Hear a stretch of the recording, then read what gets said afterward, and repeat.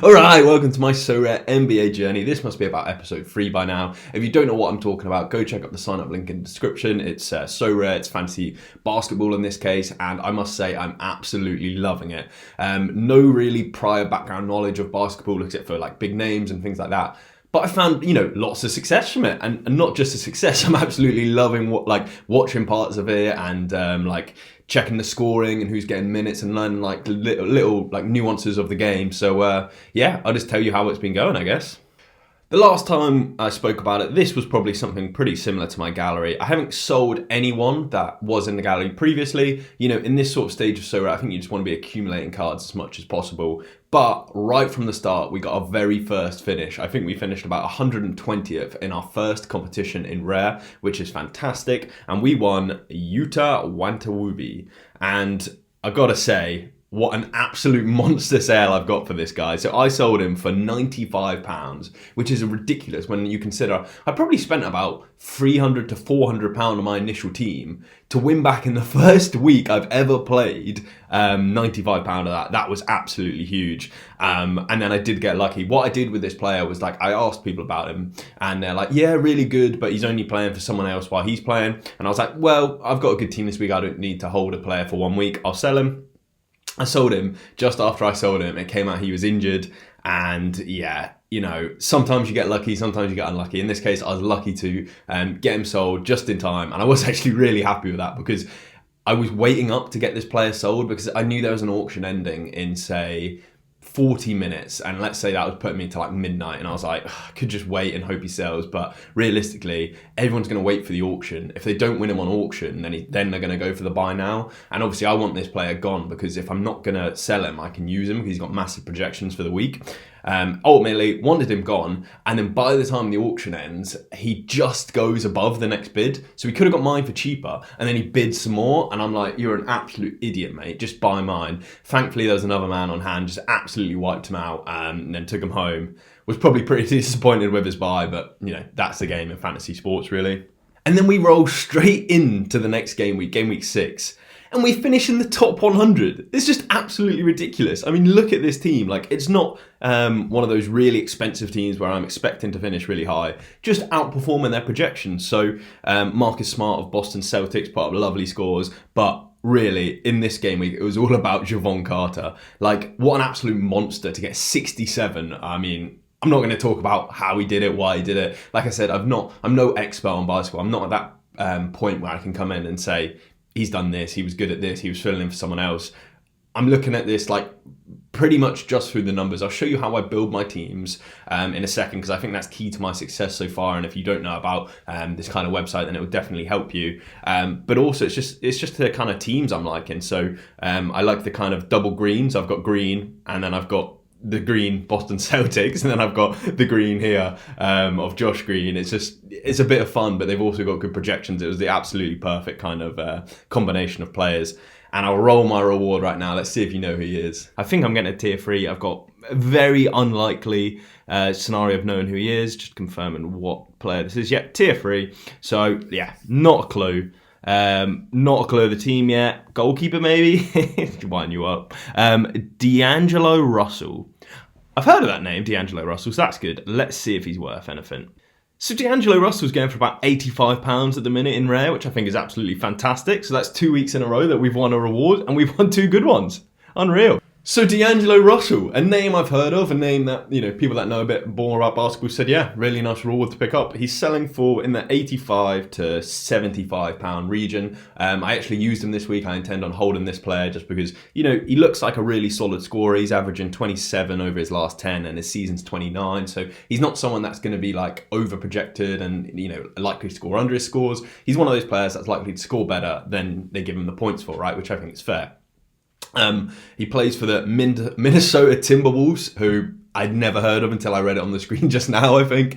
But essentially, yeah, it's just one of those players that I think at this point, especially because of the 5% tax now on sales on Sorare NBA at least, I think you want to be holding as many cards as you can. You don't want to be selling, taking a 5% hit and then moving on. It's all about kind of acquiring as many cards as possible to give you as much depth to win as many times as you can. And then, if more people join the game, prices will go up. Or if they don't, then you've just got to be better than the people that are currently playing the game to win more rewards quicker than them. And yeah, I think that's pretty much what we're going to intend to do. And if you don't know how I'm building my lineups, obviously I haven't lost yet in the rare division, which is, my priority division.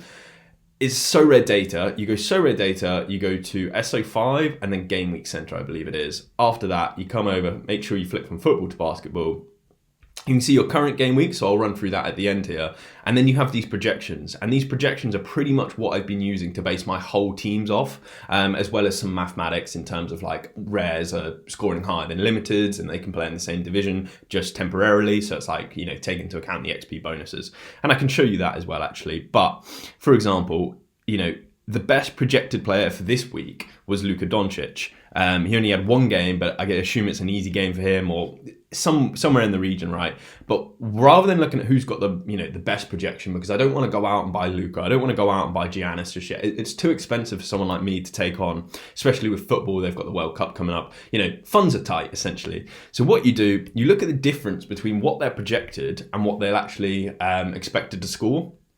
And of course, some of these players will go on absolutely, I'm not the only person doing this. Some of these, you'll see here, they go on absolutely like monster price runs, like from £2 to £28. And I'm not getting involved when it's like £28. The player I picked up this week was slightly under the radar. So a plus 16 projection of Cameron Payne. And I picked him up right here for, 19. He got all the way up to 44. So you've got to be smart with this. Don't just go out and pay whatever the price is. Think about the price. Try and get in as early as possible. So I got in a couple of days before the game week close, which is always handy. And then after the game week close, you're going to know he's going to come down in value. So be prepared for that. You must put him in a good team that you think's got a chance of winning. Otherwise, you're just, you're wasting your own capital essentially here. So that's kind of the start of it. And then, like I said, you just kind of drill down into each number and you can kind of sum them up to see, well, I've got a 20 with a 25 and 25's in limited. What happens here? And I essentially just put, my first draft out, I do my second draft, and then the more time I get, I just keep drafting until I get the highest number I can. So in this scenario, my initial draft was, I think, 129, or if you include the XP, it's 141. And the old version was 126, including XP 138, sorry. And then obviously the better scenario in that is you want more points. So I went for the highest projection, which is 141. The more time you have, the better it is to just, I pretty much filter who's got the highest projections, put the 3 highest projections in and then fill them out. It comes into trouble if you need like 3 rare cards, for example, but yeah. It's kind of the best thing you can do. And then I like to take a screenshot and see how they perform. So if they're expected a 45 in play, I can go out and see how my players are doing. So let's go out and look at my teams today.